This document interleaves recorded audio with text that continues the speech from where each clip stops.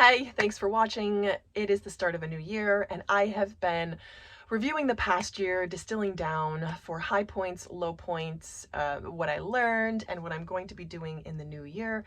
And I'm going to share all of that with you. Just a note to the filming location, if you've been here before, you know that this is my closet, and this is the easiest place for me to get any uninterrupted time. I have a 2-year-old, it's very active, and this is the best place to do any work. We have a very compact 765 square foot apartment, and this is what we have. So this is what we're working with. Okay.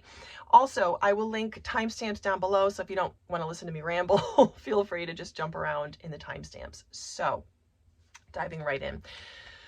Full sort of disclosure, this year, 2024, was not the easiest year for me in a while, and as it should be. Life has its ups and its downs, and some years are great and some years are not so great, and 2024 was just a rough one.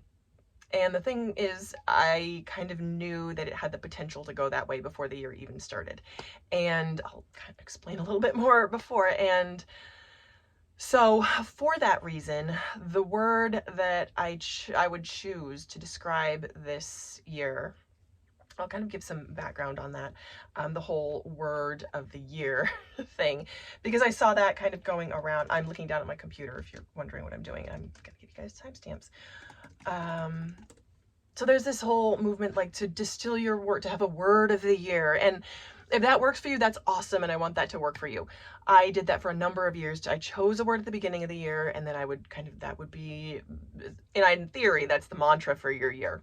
And I love simplicity. I'm all about minimalism and a minimalist approach. And I did that for 5 years. And I have like a list of all my words. To be honest, I have no idea what those words are. And if there were things like rest and grow, and like, okay, great, that tells me nothing. So I did it, and I didn't really find that worked. But kind of in reverse, because someone asked me recently, or just kind of mentioned the idea of a word for my year, and asked what my word was for 2024. And if I were to be perfectly honest, the word I would choose for 2024 is loss. And that's simply how it is, in good ways and in not so good ways. I think that loss brings about healing, and there's so many lessons within loss. And it's just something we experience in life. And I don't want to over dramatize what's going on in my life, but there were some things that didn't go the way that I had wanted them to, and that's just the way that life is. Okay, so getting into it, the high points of my year were the following, and there were many. The very first thing that happened was that my company thought so highly of my skills that they moved me to a different division within the company, even after losing a very large client. So the division I was in lost a huge client, and my company made a place for me at the expense of other people, to continue to be within the company. And that is something that was at the very start of the year, and that was something that I am so thankful for. And that gratitude kind of set the tone for my year. And I feel like gratitude, that's one of the biggest things I've learned, is that gratitude is the answer. Gratitude is a game changer, and it completely transforms my mindset. So that was the first high point of the year. Again, it happened in January. The second thing was, I really enjoyed day trips with my family. My husband and my daughter and I took 2 trips. And one was in May, and we rented bikes and rode bikes to, my husband has a friend who owns a marina in the city, and we rode there, and it was amazing. So we put the bike that we rented was a bike with a little kid seat in the back, and we strapped her in. She had a little helmet that she loves to wear, and we went for a ride on I'm gonna say we rode maybe 2 miles down to the marina, and we hung out there for a little bit, just kind of impromptu. We were riding by and we stopped at the marina, and it was just amazing. She had a great time. They had a dog, and my daughter loved the dog, and it was just so much fun. And that, if I look at the whole year, that really stands out. It was a really great time. She fell asleep on the way back. She was just like bobbing around on the bike. So it was really, really fun. And the second trip we took was in late November to this resort, this giant resort based on a French castle. and it's all inclusive, and we just went for the day, so we had to buy meal tickets for the day, and we put my daughter on a horse and went horseback riding. They called it a pony ride, but it was definitely a horse.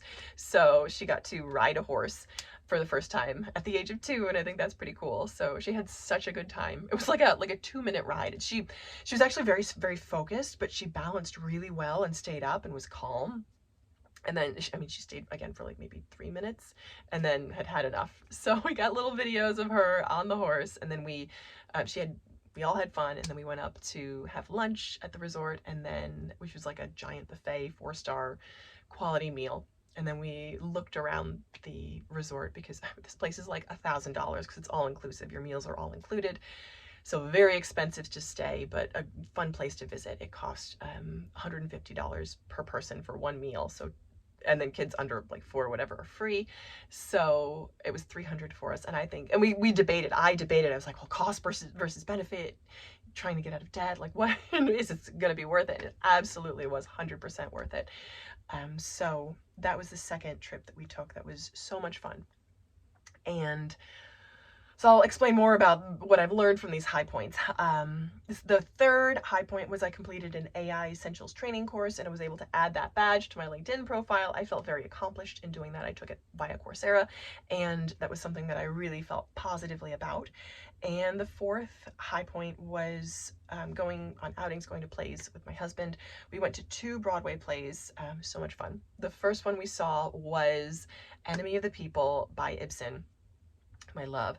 And I like bought the book beforehand and read the play because our neighbor was in it. It was really cool. Like, I read about that. So we bumped into this particular neighbor who was on The Sopranos, and in White Lotus season 2, if you watch that show. And I'd like bumped into him randomly, and I'd also seen, just browsing the times that he was in a play, and it's like, oh my gosh, so we have to go. So we have something to talk about.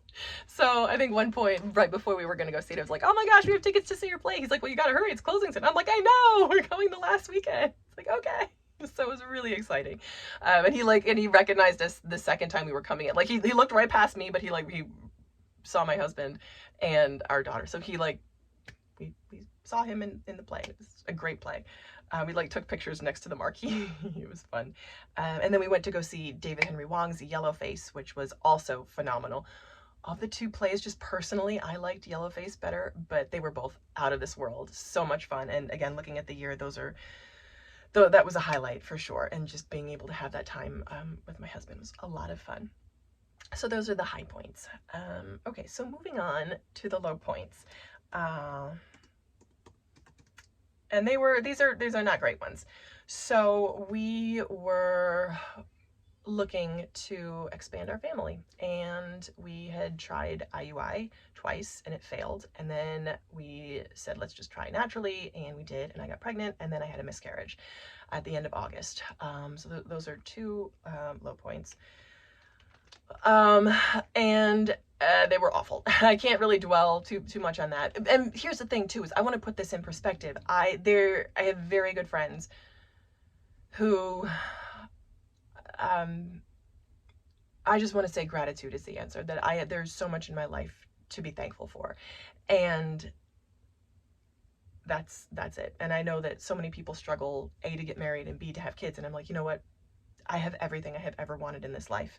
So that is what I am leading with as far as that goes. The third low point was the debt from the IUIs that failed. So that was not so great. And we had been thinking about IVF, and then absolutely decided not to, because it just wouldn't make sense, even if sort of there are different ways to make it a slightly more affordable process. But even then, it would have been a minimum of $10,000 and travel and time.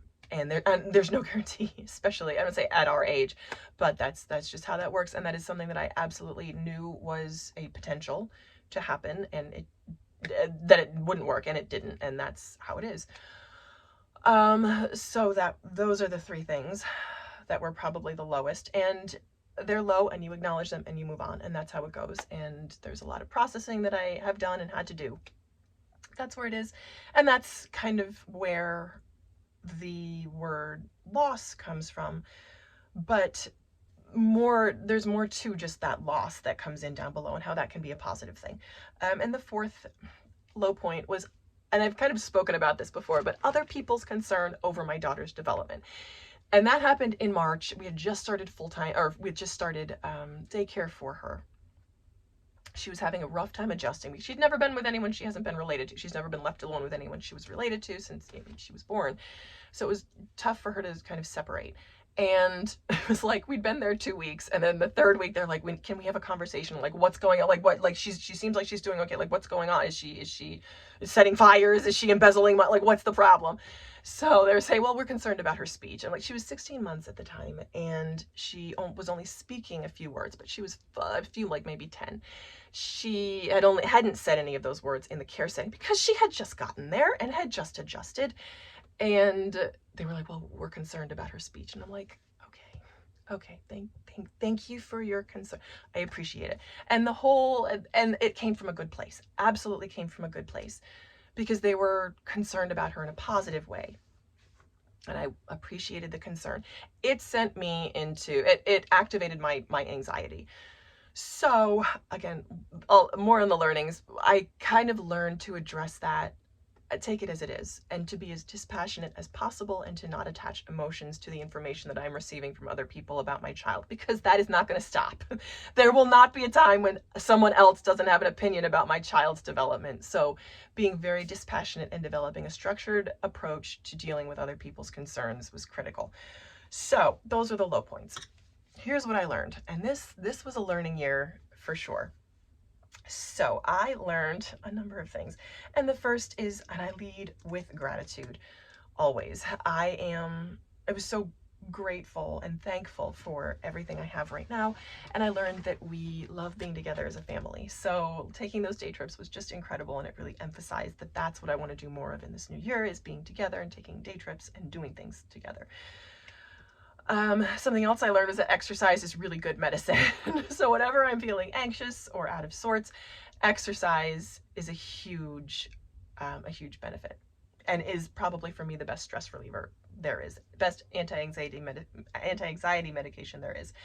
The third thing is judger versus learner mindset, and this is a big one. So I read the book, Change Your Questions, Change Your Life by Marilee Adams. It's a very straightforward, almost simplistic book, about having a judger mindset versus having a learner mindset. And judger, which is my natural instinct, that I am a natural born judger. I come by it honestly. I come by it honestly. A judger is someone that asks, well, what do I want? How can I further myself? And a judger seeks to be right, whereas a learner seeks to learn. And the difference between judger and learner is a difference for me between negative and positive emotional mindset. So emotions and mindset. So learning to switch into the learner mindset is just key. Something else not on my list I have down here is that gratitude. Again, I speak about that so much. Gratitude is the answer. Gratitude is the biggest tool that I have. Acceptance is the answer to all my problems. And then the fifth thing is developing, again, in regard to my child, a structured approach to dealing with other people's concerns. And I've kind of played around with the different questions, but one saying, do I share this concern? And if the answer is no, then kind of taking that again with a grain of salt. And the second question is, what's in her best interests? So we went through a whole process to get her evaluated. And I hesitate to share this because this is not her identity. Her identity is as a curious, bright, intelligent, fun, exuberant, kind of a little bit goofball-y, wonderful human. I don't want her to think of herself as someone who had a speech delay, or someone who was thought to have a speech delay. I want her to know that she is resilient and capable and creative and fun and disciplined and excited, and has a great attitude. So I hesitate to share too much, because also that's her story.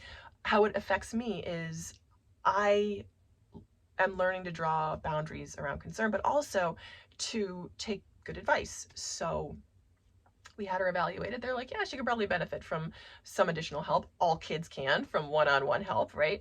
So we had and here's the thing, is one of the specialists we saw said that speech tends to blossom at 16 to 18 months or 26 to 28 months. And she's right at 27 months now, and her speech has just blossomed. And I'm like, there it is. There it is. She's had one speech therapy session, and then one special instruction session, and out of nowhere, maybe they're just miracle workers. I'm like, no, there's absolutely nothing wrong. So again, learning not to be affected by other people's concern is a big one, but also to take good informed advice and good informed instruction. So here's what I'm doing going into the new year. Number one, I'm going to remember to exercise. That's a big one, if only for the mental benefits alone. Exercise is key. And through the month of December, I noticed I was feeling kind of down. I hadn't been doing any exercise at all. So that was a huge one. The second thing I'm going to do is back to the 12-week year. Because going into this new year, what I'm focusing on is developing my own potential and reaching my own potential, specifically in regard to additional income.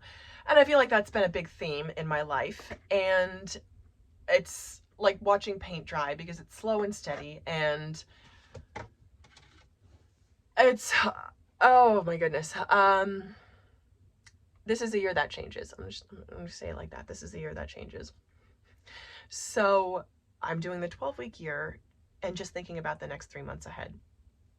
And the 4 areas of my life I'm focusing on in 2025 are connection with myself, with my creator spiritually, with my family, and then with the people around me. So I have actions I want to take in regard to that. Number 2, the second area is money. The third area is in regard to career and professional development. The fourth area is in regard to my environment and my home, organizing and simplifying my home. I try to focus on the positive rather than saying decluttering, which has clutter in it. I try to think about simplify and organize, because that's the home I want to live in. So those are the 4 areas. And then specifically in regard to my income, I have the 12-week year, and I'm excited to share more about that because of everything I've done, the 12-week year has been the most helpful. Yes, so that's where I'm focusing this year, in this year ahead. So that's my 2024 in review, and looking ahead to 25. I am excited. I've done my 2024 financial review, and I'm excited to post that. I just need to figure out how I'm going to do that. I'm just going to do what I can to get it out there. And I mean, this is my production value. I'm a one-take wonder. This is what it is. But I find it so helpful when people just share with candor what's going on in their lives. So that's what I aim to do. There's nothing fancy. It's just what's going on right now. Okay, so thank you so much if you've watched it this far. Leave me an emoji. If you've watched this far, leave me your favorite emoji. That would be a huge help to me in the algorithm. So again, I thank you so much for watching, and I look forward to what this year has to bring.